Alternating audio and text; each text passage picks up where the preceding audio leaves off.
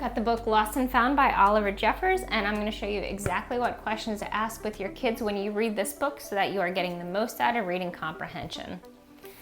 The themes developed in this book are the illusion of being lost, the power of companionship, assumption versus understanding, perseverance and bravery, emotional connection, empathy and selflessness, and the nuances of loneliness. All right, a few pages in, the first question is central idea. What problem is the boy and the penguin facing? How does the boy propose to solve the problem? So the boy first. The problem the boy is facing is that he found this lost penguin who looks sad. He looks like he is lost. He looks like he needs to find his way home, and he looks sad. That is the problem the boy is running into. What problem is the penguin facing? We actually don't know that until the very, very end, but the boy thinks the penguin is facing the problem of being lost. That's what he is assuming. And how does the boy propose to solve the problem? The boy is going to ask around. So immediately we have the illusion of being lost. Spoiler, the penguin is not actually lost.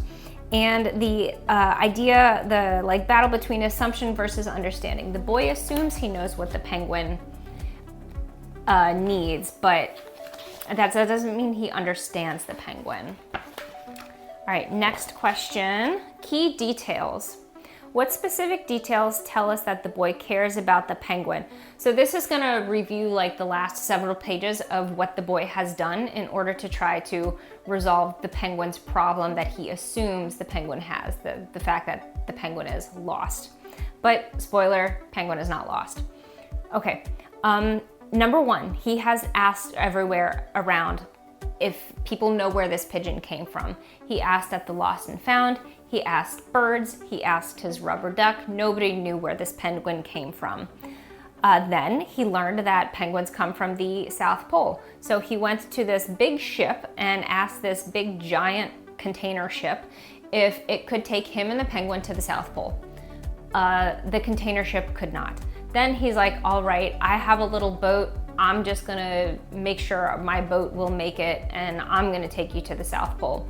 And while he's prepping and testing his boat, he tells the penguin stories to occupy the penguin. He's trying to cheer the penguin up because, again, he thinks the penguin is sad because it is lost. Again, making an assumption, not really understanding the penguin.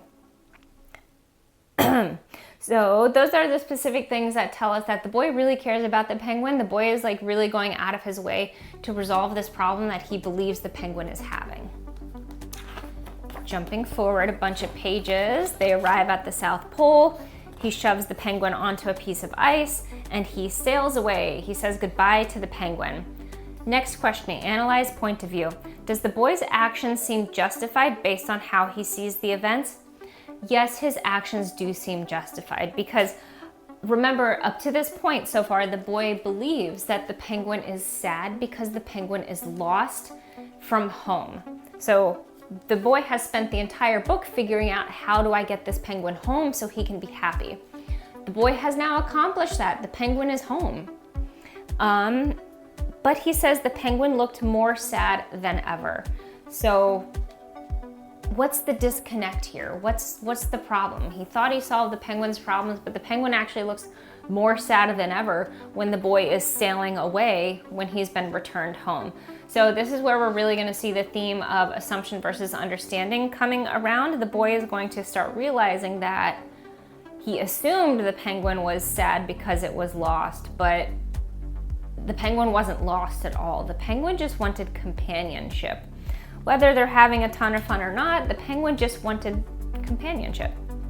So we're also going to see the power of companionship coming around here too. Next question, character development.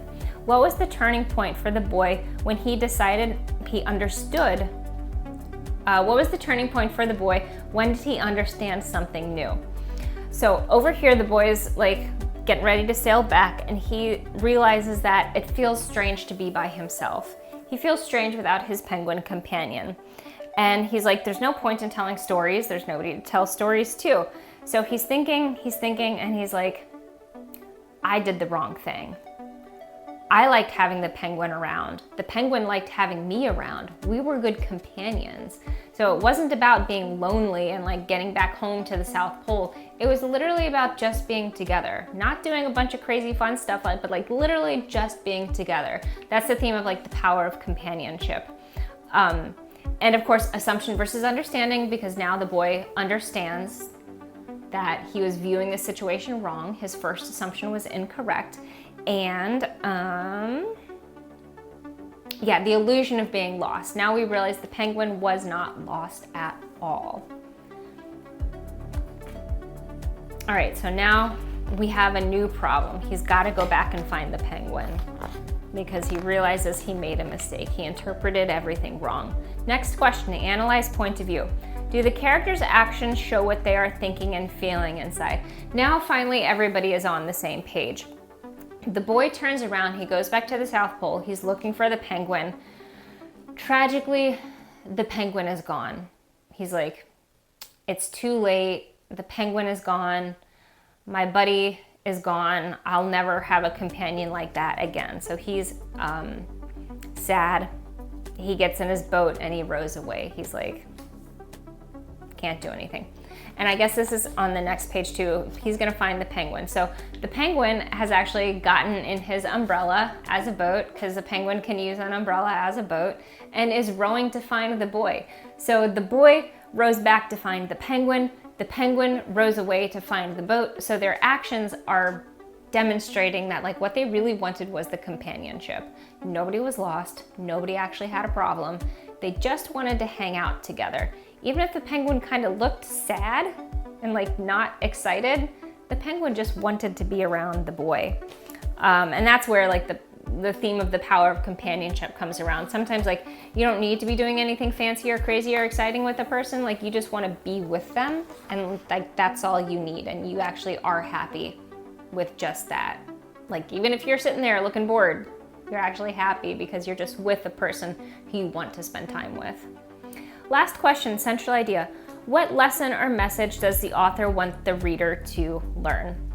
So they do find each other here. So of course the illusion of being lost. The penguin was not lost at all. The penguin had actually found the companion that they wanted to be with. The power of companionship. Sometimes you just want to be with a person. It doesn't matter if you're not doing anything exciting. It doesn't matter if you're both just sitting there bored together. The important thing is that you are together.